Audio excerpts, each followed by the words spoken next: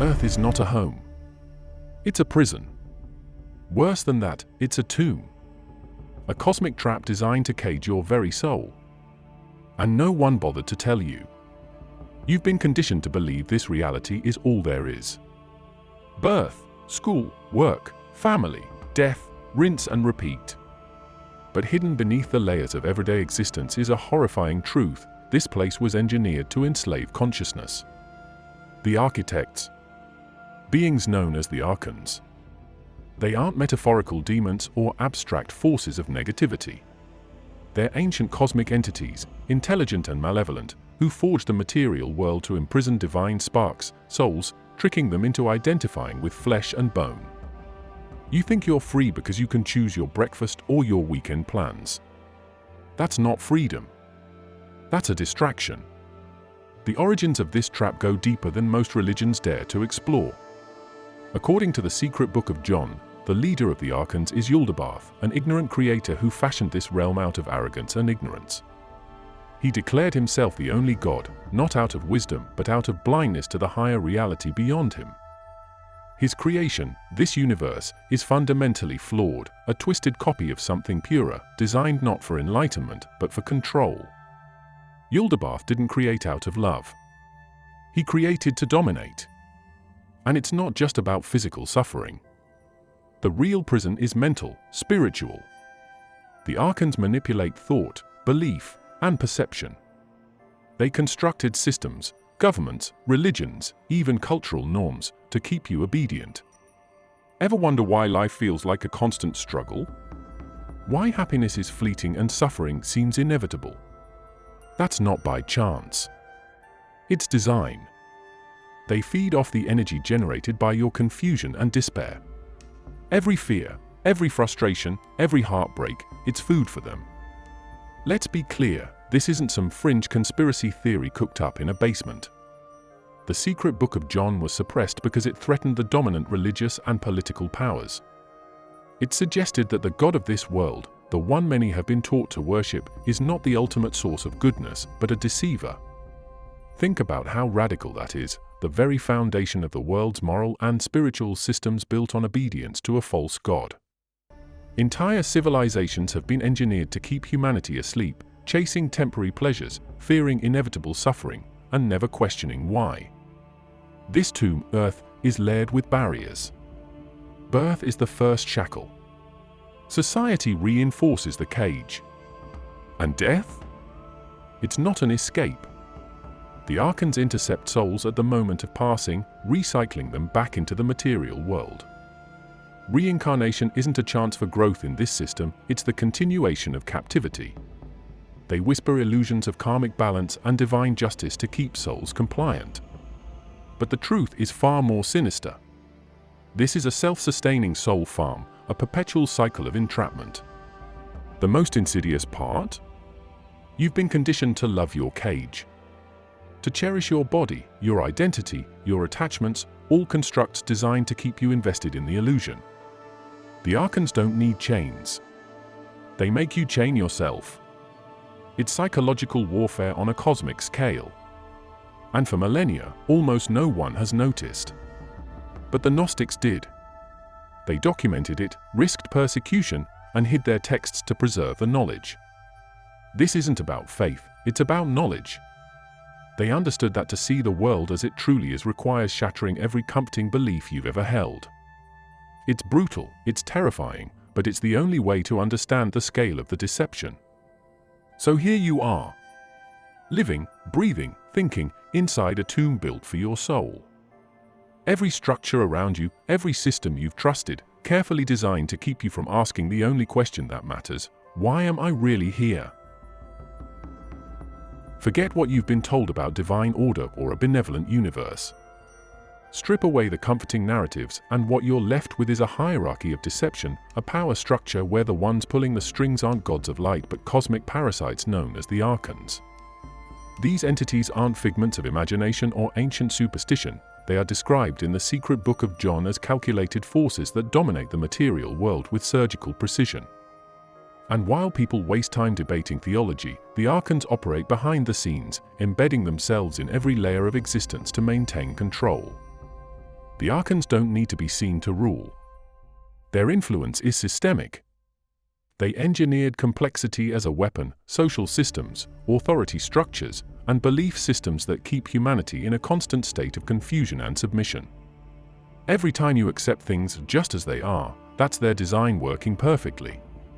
These entities are not chaotic, they are organized, strategic, and relentless. And their methods? Far more sophisticated than some primitive notion of demons tempting people. No, the Archons infiltrate thought itself, embedding programs of self-doubt, fear, and blind obedience. They don't invade with armies, they colonize perception. Historically, this isn't new. Ancient Gnostic texts didn't just describe the Archons, they outlined their tactics. According to the secret book of John, the Archons are led by Yaldabaoth, but what's more disturbing is the hierarchy beneath him. These are not random beings. Each Archon governs specific realms of human experience, desire, anger, pride, and ignorance, effectively creating a matrix of mental and emotional traps. You think free will is absolute? Not in their system. They influence choice itself, guiding humanity into cycles of conflict and complacency. Wars, greed, division, it's not just human nature. It's by design. You might wonder, why go to such lengths? What's in it for them? Energy.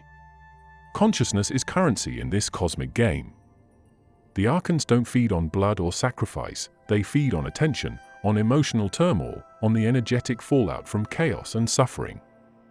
Every time a population is plunged into fear or outrage, they harvest the energy generated. That's why large-scale conflict and societal turmoil persist. It's not incompetence or chance, it's sustenance for them. Look at the structure they've built. They don't just rule through fear, they manipulate hope. False promises of salvation, endless pursuits of success, and unattainable ideals, all distractions to keep humanity chasing illusions. The Archons have no interest in human flourishing, they want obedience masked as choice. They're the ones who ensure that every escape route leads to another trap, every solution is another problem in disguise. That's how you maintain a prison without walls, by making the inmates believe they're free. Technologically, this manipulation extends beyond ancient times. The Archons don't care about human progress, they exploit it. Advances in knowledge and innovation are twisted into tools of deeper control. Technology that could liberate consciousness is instead used to distract, monitor, and numb the population. People voluntarily hand over their focus and privacy, offering their minds on a silver platter. The Archons don't need to take power, they're given it freely. And let's not ignore how they distort spiritual awareness. The Archons have hijacked the very concept of divinity. Instead of encouraging inner knowledge, they impose external authorities and dogmas designed to suppress individual awakening. It's no accident that spiritual systems often demand obedience, guilt, and blind faith. Those aren't paths to enlightenment, they're mechanisms of control. Worship, in many forms, becomes energy directed toward the Archons' construct, reinforcing the very system that imprisons humanity. But what's most insidious is how they manipulate identity. The Archons instill a fragmented sense of self, keeping individuals locked in endless roles and labels, nationality, gender, status, ideology. Divide and conquer isn't just a political strategy, it's a metaphysical one. The more fractured consciousness becomes, the easier it is to dominate. Unity, clarity, and self-awareness are threats to their control, so they sow confusion at every turn. Historically, those who challenged this system were silenced. Gnostics, mystics, and independent thinkers weren't just persecuted for heresy, they were targeted for exposing a cosmic scam. The Archons don't just fear rebellion, they fear recognition. The moment you identify the puppet masters, their grip weakens. That's why ancient texts like the secret book of John were buried, burned, or dismissed as myth, because knowledge is dangerous to them. Not in some philosophical sense, literally dangerous.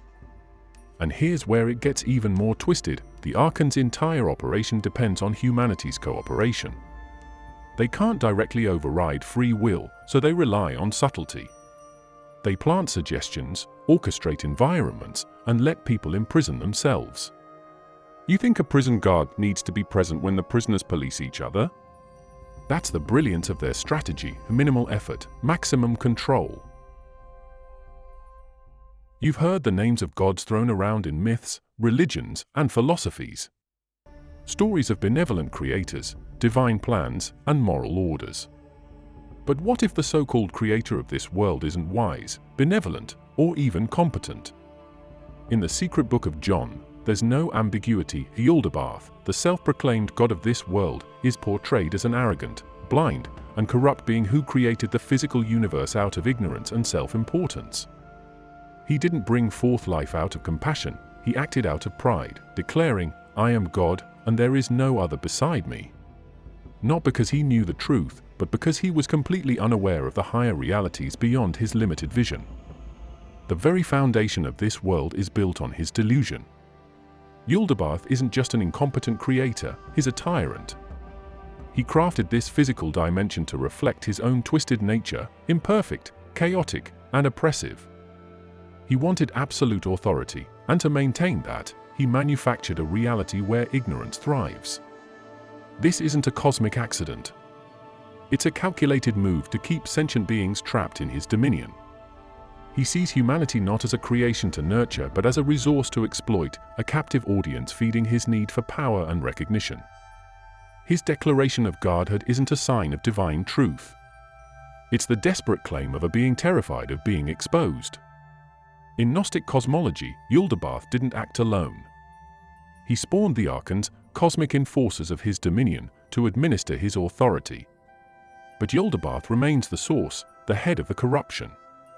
His ignorance is the core problem. He believed himself to be the pinnacle of existence, blind to the fact that his creation was a pale, corrupted reflection of a much higher, purer reality. Everything he touched was tainted by that ignorance. The physical world, under his influence, is riddled with suffering, conflict, and decay because it mirrors the chaos within him.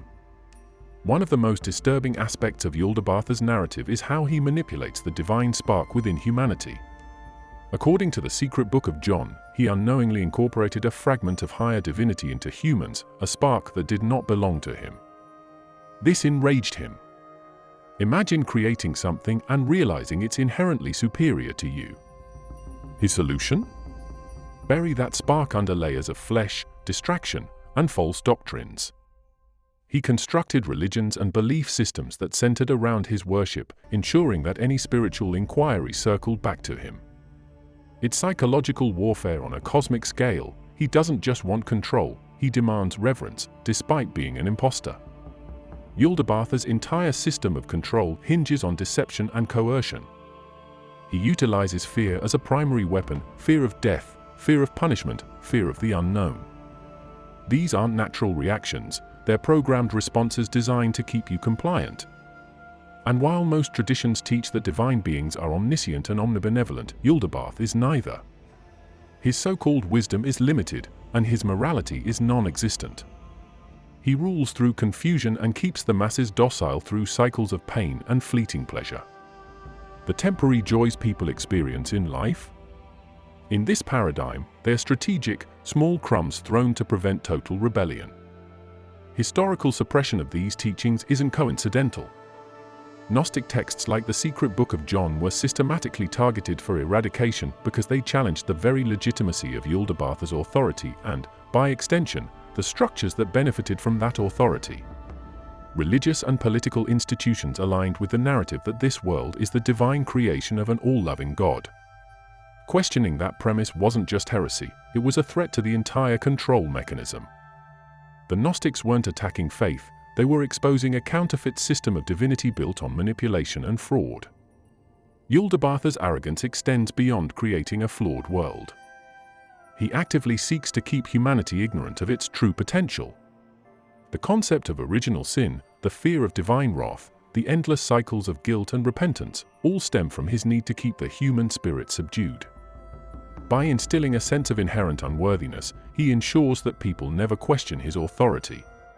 If you believe you're flawed by nature, you're less likely to challenge the figure claiming to be your only path to redemption. But Yaldabaoth's greatest tool is the illusion of choice. he presents dualities, good versus evil, success versus failure, salvation versus damnation, but all within the confines of his constructed system. It's like being offered two doors in a prison cell, only to find both lead to deeper levels of captivity. The complexity of his deception is precisely what makes it effective. Most people never think to question the structure itself, they just navigate within it, unaware that the architect is a blind, power-hungry entity who feeds off their confusion. You've been told that death is an end. Or maybe, if you've explored spiritual traditions, you've been fed comforting tales of ascension, heaven, or reincarnation as a chance to start fresh. But the secret book of John doesn't sugarcoat it. Death is not an escape. It's a checkpoint, one the Archons have rigged to ensure you never leave their system. You think dying frees you from this world? That's exactly what they want you to believe. The reality is far more disturbing. The Gnostics describe the post-death experience not as a release, but as a calculated operation. As soon as the soul separates from the body, it doesn't ascend into some peaceful afterlife. No. It's intercepted. The Archons, those cosmic enforcers of the false creator Yaldabaoth, station themselves at various dimensional checkpoints. Their goal? To confuse, manipulate, and redirect souls back into physical bodies. Reincarnation, often painted as a cycle of growth, is, under their control, a recycling program. Your consciousness is trapped, forced to re-enter the tomb of flesh over and over, ensuring that you never gain enough clarity to break free. The Archons have crafted an elaborate system that plays on fear and ignorance. When the soul departs the body, it's vulnerable, disoriented by the transition. That's when the Archons strike. They project false visions, loved ones calling you, dazzling lights that promise peace, or voices urging you toward the light, a trap designed to lure you into compliance. The Gnostics weren't vague about this. They wrote that souls are questioned and judged by these entities, interrogated not for moral clarity, but to exploit confusion and guilt. The Archons use whatever leverage they can, memories, regrets, hopes, twisting them into chains that pull you back into the cycle of rebirth. And it's not just about returning you to Earth. It's about erasing what little awareness you've managed to gain. Each reincarnation isn't a clean slate, it's a carefully orchestrated amnesia. You're born again, stripped of past life knowledge, bombarded with new conditioning, and plunged into a system designed to distract and exhaust you. From childhood, you're reprogrammed to forget the manipulation at play, accepting the physical world as the only reality. By the time you start questioning things, if you ever do, you're already on the clock toward your next recycling. The mechanics of this trap are disturbingly efficient. The Archons operate through layers of astral realms, each acting like a bureaucratic checkpoint. If a soul resists or tries to assert knowledge of the trap, the Archons shift tactics. They'll use authority figures, beings posing as gods, angels, or even spiritual guides, to coerce compliance. Their deception is multifaceted. One moment, you're confronted with threats of punishment, the next, you're seduced by promises of heavenly rewards. It's a psychological operation at a cosmic scale, designed to corner you regardless of your beliefs in life. Historically, various ancient cultures hinted at similar concepts, but Gnostic texts were explicit in their condemnation of this cycle. They weren't preaching morality or redemption through external saviors, they were exposing a system of soul enslavement disguised as divine justice. Yaldabaoth and his Archons don't just want obedience in life, they demand it in death, ensuring that the soul's energy continues fueling their artificial construct. It's not about you ascending. It's about them maintaining control. And the worst part? Humanity has been complicit. Not out of malice, but ignorance. Traditions encouraging people to embrace the cycle, to go toward the light, are unwittingly echoing the Archons' manipulation. The light isn't salvation, it's bait. This system thrives on predictability. You fear death, you seek comfort, you gravitate toward what's familiar. The Archons exploit that instinct relentlessly. Even the concept of karma has been weaponized in this matrix. While karmic law is often presented as cosmic justice, under the Archonic system, it becomes another leash. You failed in your last life, they say. Go back. Do better.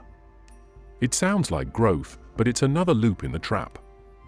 The Archons don't care about moral improvement, they care about keeping you engaged, locked in cycles of striving and suffering that generate the energetic sustenance they crave. Ancient Gnostics risked everything to preserve this knowledge because they understood what was at stake. Not just physical freedom, but the liberation of consciousness from an elaborate, multi-layered prison designed to appear benevolent while functioning as a cage. The Archons don't just stand at the gates of death, they built those gates. They control what you see, what you hear, and how you respond. And for countless lifetimes, most souls have walked willingly into their hands, believing they were moving toward peace, not realizing they were stepping into another turn of the cosmic wheel. You've been told that time is linear, that you're born, you age, you die, and the universe just keeps ticking along. You've been taught that space is vast and infinite, a playground of stars and planets governed by immutable physical laws. But what if I told you that both time and space are artificial constructs, deliberately engineered by the Archons as part of a multidimensional prison system? Time and space aren't natural. They're mechanisms of control, layers of a labyrinth designed to trap consciousness within a simulated environment that feels real but is anything but. Time isn't just a measure of moments passing. It's a psychological weapon. By segmenting existence into past, present, and future, the Archons keep you fixated on regret, anticipation, and fleeting moments. Why? Because when you're locked into the timeline, you're too distracted to perceive the broader reality. You're constantly chasing the future or haunted by the past, rarely anchored in the awareness that time itself is a construct meant to limit perception. The Archons understand that being aware of its timeless nature is uncontrollable. So they embedded time into the fabric of this dimension, ensuring that your consciousness experiences it as an unavoidable force rather than the manufactured illusion it is. Then there's space, the seemingly infinite expanse filled with galaxies and stars. It's awe-inspiring, sure, but don't mistake the vastness for freedom. Space is another layer of confinement, a spatial boundary that keeps you oriented toward external exploration rather than internal realization. The Archons designed space to be an endless maze, making the physical universe so expansive that escaping it seems impossible. Exploration becomes a distraction. You're so busy looking outward, marveling at distant planets and cosmic phenomena, that you never question whether the entire construct is a cage. A beautifully rendered, mathematically precise cage, but a cage nonetheless. And here's where it gets more insidious. Time and space aren't just external environments, they're embedded into your biology. Your body ages according to time, reinforcing the illusion of mortality. Your senses perceive distance, reinforcing the illusion of separation. The Archons knew that controlling perception at the sensory level would be far more effective than any physical prison. If you believe you're bound by time and limited by space, you act accordingly. You make decisions based on scarcity, deadlines, and physical constraints, all of which are artificial parameters set to keep you docile. Gnostic teachings go deeper, suggesting that these constructs are maintained through frequencies and energetic fields manipulated by the Archons. Think about how electromagnetic fields govern technology. Now imagine that concept applied to reality itself. The Archons didn't just create a static world, they programmed it. Reality functions like a coded system, with time as a looping algorithm and space as a boundary parameter. Your consciousness is interfacing with this code, but without awareness, you're just running the program they've set. Moments of déjà vu, glitches in perception, these aren't random. They're fractures in the simulation, brief opportunities where the mind glimpses the cracks in the system. Even ancient civilizations hinted at this knowledge. Cultures across the globe, from the Mayans to the Egyptians, spoke of cycles of time and cosmic orders that reset. These weren't mere calendars, they were attempts to map the artificial timeline imposed on humanity. The Archons, through Yaldabaoth's arrogance, created a cyclical prison rather than a linear one. That's why history seems to repeat, why civilizations rise and fall in eerily predictable patterns. You're not moving forward in a straight line, you're running in a loop, generation after generation, lifetime after lifetime, stuck in a cosmic hamster wheel. The concept of distance is equally deceptive. Physical separation creates division, not just geographically, but emotionally and psychologically. By perceiving others as over there and yourself as over here, you buy into the illusion of fragmentation. But the Archons engineered space to be isolating.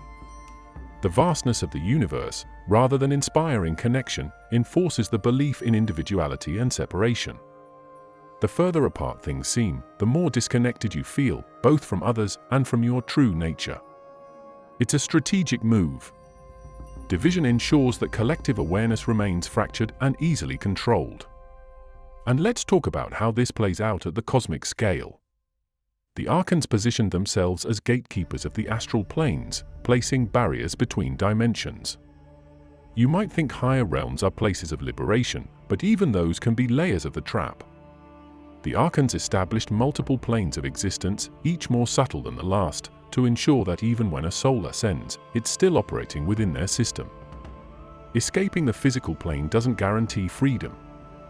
It just moves you to another level of the labyrinth, another layer of time-space manipulation where the rules shift but the prison remains.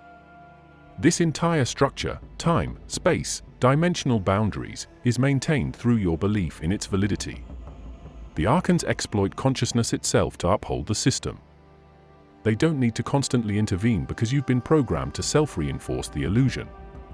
Every time you check the clock, make plans for the future, or perceive distance as real, you're unconsciously participating in the architecture of your own confinement.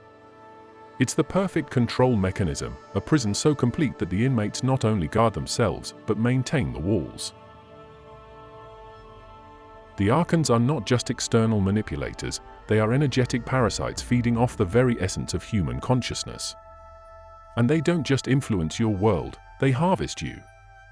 Your fears, your desires, your anger, your sorrow, they're commodities in a cosmic exploitation scheme.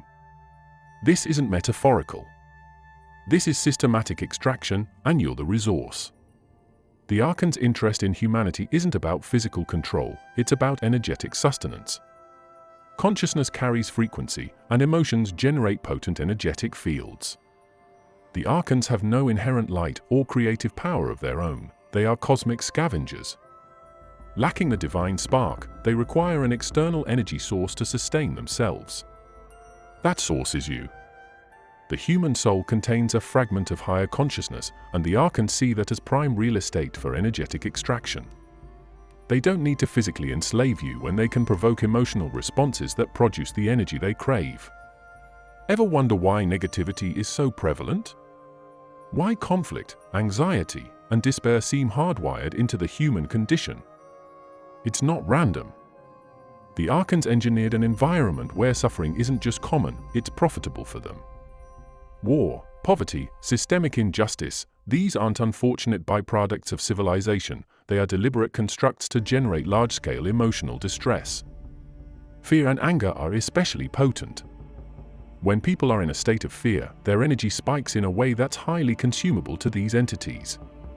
That's why societies are saturated with fear-inducing narratives, through news, entertainment, and constant threats of scarcity and danger.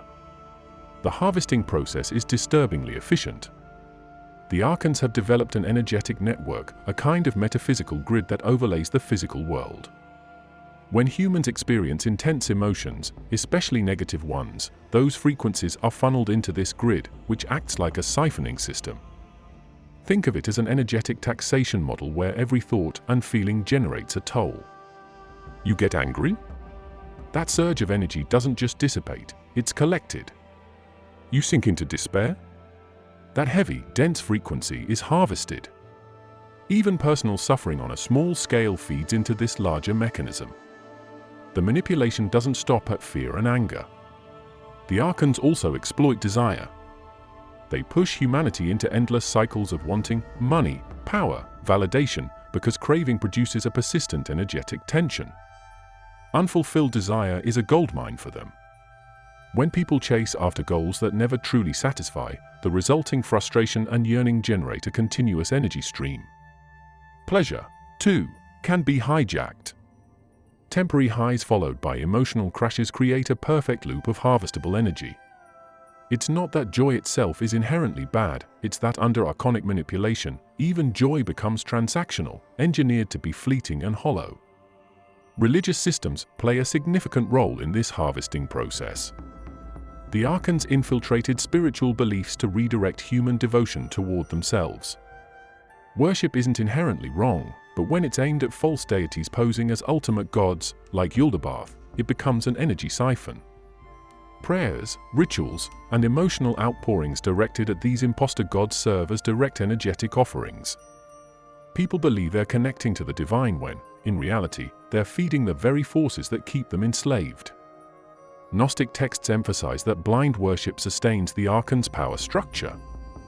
Reverence, when misdirected, is just another extraction point. The Archon's greatest asset in this system is humanity's ignorance of it. If you don't know you're being harvested, you don't resist. That's why distraction is their go-to tactic. They flood consciousness with trivialities, celebrity gossip, manufactured outrage, endless digital stimulation. By keeping you reactive, they ensure a steady flow of energetic output. It's a supply chain dependent on human engagement. The more people invest emotionally in surface-level chaos, the richer the Archons become. They don't need to suppress rebellion physically when they can drown it in noise and confusion. There's also a deeply personal aspect to this manipulation. On an individual level, the Archons exploit trauma and unresolved emotional wounds. Personal suffering creates an energetic signature that's particularly potent and long-lasting. People carry these frequencies for years, sometimes lifetimes, generating a slow-drip energy source the Archons tap into continually. Self-hatred, shame, guilt, these aren't just psychological states, they're energetic currencies in the Archonic economy. The more a person identifies with their suffering, the more accessible they become to energetic extraction. What's worse is how this system self-perpetuates. Children are born into environments saturated with Archonic influence, inheriting the same fears and desires as previous generations. Media, education, and culture reinforce patterns of emotional volatility, ensuring that the harvest continues unbroken. This isn't a system that occasionally takes advantage, it's a full-time operation, meticulously designed to keep human consciousness in a perpetual state of reaction and depletion. Ancient Gnostic initiates understood this harvesting process and took extreme measures to shield their energy. They recognized that awareness disrupts the extraction mechanism. The Archons rely on unexamined emotional responses, they thrive on autopilot reactions. The less conscious you are of your inner landscape, the more accessible you are to their influence. But when that automatic response cycle is interrupted, the Archons lose their grip. They're not omnipotent, they're opportunistic. From the moment you're born, the Archons embed themselves in your psychological framework. They construct layers of false identities, labels, roles, and beliefs you internalize without question. You think you're just a person living your life, making your choices, but much of what you call self is an artificially imposed structure. Family expectations, societal norms, personal ambitions, these are not organic developments. They're programmed constructs designed to keep you focused outward, chasing external validation, while the Archons manipulate you from within. Their method is psychological warfare at the most intimate level. Thoughts of self-doubt, irrational fear, and persistent negativity aren't always products of your own mind. The Archons plant them, subtly and consistently. They whisper into the stream of consciousness, blending so seamlessly that you rarely recognize the intrusion. Ever notice how certain negative thoughts feel like they appear out of nowhere, pulling you into cycles of anxiety or anger? That's intentional. It's not just your mind wandering, it's targeted influence. They feed you narratives that keep you locked in limitation, you're not good enough. You'll never change. This is just how life is.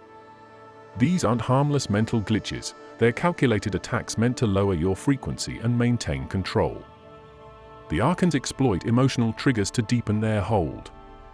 Every unresolved trauma becomes a doorway for them to enter and manipulate. They replay past hurts, fueling anger and sorrow, ensuring that you remain emotionally reactive. Reaction is key to their strategy. When you react, you're not thinking critically, you're acting on impulse. and those impulses are often preloaded by them. Conflict with others, internal guilt, shame spirals, these are not just psychological struggles, they're battles for mental sovereignty.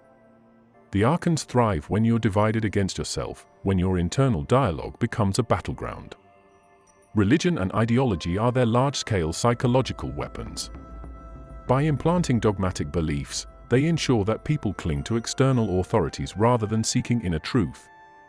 Blind faith, unquestioned loyalty, and rigid worldviews are psychological prisons. They create false dichotomies, good versus evil, us versus them, to keep humanity fractured. Division isn't just a social issue, it's an Archonic strategy. The more fragmented your identity, the easier you are to manipulate. Unity within oneself, coherence of thought and emotion, is dangerous to them because it diminishes their influence. Language itself is part of the trap. Words shape thought, and the Archons have embedded limiting concepts into human language. Terms like sin, failure, impossible, these aren't just words, they're mental constructs designed to constrain your perception of what's possible. By controlling language, they control the framework within which you think.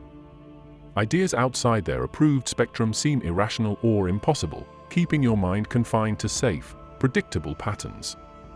They don't just want you obedient, they want you incapable of imagining anything beyond their system. One of their most effective tactics is to make you identify with your thoughts and emotions. I am angry. I am afraid. By convincing you that every passing thought or feeling defines you, they keep you entangled in a false self. This identification ensures that you defend the very thoughts that imprison you. It's a psychological trap. The more you believe you are your mind, the more power they have over you. They've engineered a mental environment where questioning your own thoughts feels unnatural. And that's exactly how they maintain their grip. The Archons also manipulate through collective consciousness. Cultural trends, mass hysteria, public opinions, they infiltrate groupthink to amplify their control. When millions of people believe the same thing, feel the same fear, or chase the same desires, it creates a powerful energetic current the Archons can harness. Mob mentality, blind nationalism, fanaticism, these aren't just social phenomena, they're engineered mass manipulations. The Archons don't need to control every individual thought if they can control the collective narrative. Technology has become a new frontier for their psychological infiltration. Constant information overload, endless scrolling, and digital echo chambers aren't just modern problems, they're expansions of the Archonic agenda. By overwhelming the mind with stimulus, they prevent deep thought and self-reflection. The barrage of opinions, the pressure to conform to online trends, the fear of missing out, it all feeds into the Archon's strategy of keeping you externally focused and internally chaotic. A distracted mind is an easy target. Gnostic texts warn that the greatest battle isn't out there, it's in here, in the mind. The Archons know that if you regain control over your thoughts, if you stop reacting and start observing, their influence crumbles. But they've spent millennia refining their techniques. They'll play every card, guilt, fear, temptation, to keep you ensnared. Your mind is their battlefield, and they fight dirty. They don't need to invade your life when they can sit comfortably in your head, steering your choices, shaping your beliefs, and ensuring you never question the source of that nagging voice telling you to give up or stay silent. Escaping the tomb of Earth isn't about running from the physical world, it's about breaking free from the intricate, multi-layered system designed to trap your consciousness. The first and most crucial step is awareness, real, unfiltered awareness. Not the kind you get from surface-level spirituality or feel-good platitudes. We're talking about direct knowledge, gnosis, an inner realization that cuts through the layers of illusion the Archons have built. According to Gnostic teachings, when a soul awakens to the fact that it's trapped, it disrupts the Archons' influence. They can manipulate ignorance, but they can't override conscious recognition. Knowledge of their schemes, the understanding that this reality is an artificial construct, weakens their hold. But awareness alone isn't enough. Knowing the prison exists doesn't open the door, you have to navigate the exit strategically. When a soul begins to disengage from the physical and emotional attachments the Archons exploit, the process of liberation accelerates. They can't extract energy from what you don't give. Emotional detachment isn't about apathy, it's about refusing to feed the system with reactive energy. The Archons thrive on anger, fear, and desire. By recognizing these triggers and choosing not to engage, you starve them of their power source. That sounds simple, but anyone who's tried to break habitual emotional patterns knows it's a battle. The Archons designed this matrix to be addictive. Pleasure, fear, conflict, it's all bait. Escaping means being vigilant enough to see the trap and disciplined enough not to fall into it. But the most challenging part of the escape comes after death, where the Archon's deception becomes most dangerous. Gnostic texts warn that the post-death journey is littered with false guides, beings posing as divine figures, beckoning souls toward the light or promising rest. These are traps. The Archons know that most souls, disoriented after leaving the body, will seek comfort and authority. That's when they intervene, projecting illusions and using guilt or temptation to coax souls back into the reincarnation cycle. The key, according to the texts, is recognition. The soul must reject all external authorities, refuse to engage with these entities, and affirm its origin beyond the Archon's domain. Mantras or internal declarations of one's divine origin can act as shields. Not religious prayers to external gods, those can be hijacked, but affirmations rooted in self-knowledge. I am from the source beyond you. You have no power over me. Statements like that, delivered with certainty, disrupt the Archon's manipulative tactics. The ancient Gnostics believed that the Archons, while cunning, lack true creative intelligence. They rely on deception and fear, but once confronted with unwavering awareness, they falter. They can't force a soul that refuses to comply. This process, however, isn't something you can cram into your final moments of life. Preparation matters. Cultivating awareness, practicing emotional sovereignty, and disengaging from external authorities must become part of daily life. That's why Gnostic communities were so focused on internal work, meditation, and knowledge transmission. They weren't just philosophizing, they were training for spiritual warfare. The Archons operate across dimensions, but their tactics remain consistent: deceive, divide, and drain. Your defense? Unshakable knowledge of your true origin and refusal to identify with the illusions they present. One overlooked tactic the Archons employ is the manipulation of memory after death. Even if a soul recognizes the trap, they'll attempt to cloud recollection, making past life knowledge seem like a dream slipping away. Gnostic traditions emphasized the importance of cultivating sharp awareness to retain consciousness through the death transition. Souls that remain lucid, aware of their journey, and focused on their origin beyond the Archonic layers can break through the final barriers. It's a gauntlet: layers of deception, emotional manipulations, and psychological attacks. But the teachings are clear: persistence and clarity cut through the maze. The escape from the tomb of earth is not for the faint-hearted. It's not a one-time decision or a comforting belief system. It's a relentless, ongoing confrontation with forces that have spent millennia perfecting their manipulation techniques. The Archons rely on complacency, on souls giving up and accepting the cycle. Refusal is your weapon. Awareness is your shield. And knowledge, deep, unshakable knowledge, is your key. If you've made it this far, watching and absorbing this information, you've already taken a step most people never will. This isn't about fear. It's about clarity. The system is complex. The deception is deep. But the path to freedom, while challenging, exists. Thank you for sticking with me through this journey. Your attention, your curiosity, it matters. And while the information we've covered isn't easy to digest, it's necessary if we're ever going to understand the reality we've been thrust into. If you found value in this exploration, consider sharing it, diving deeper, and questioning everything you thought you knew. Until next time, stay sharp, stay aware, and thank you for being part of this journey to uncover the hidden truths.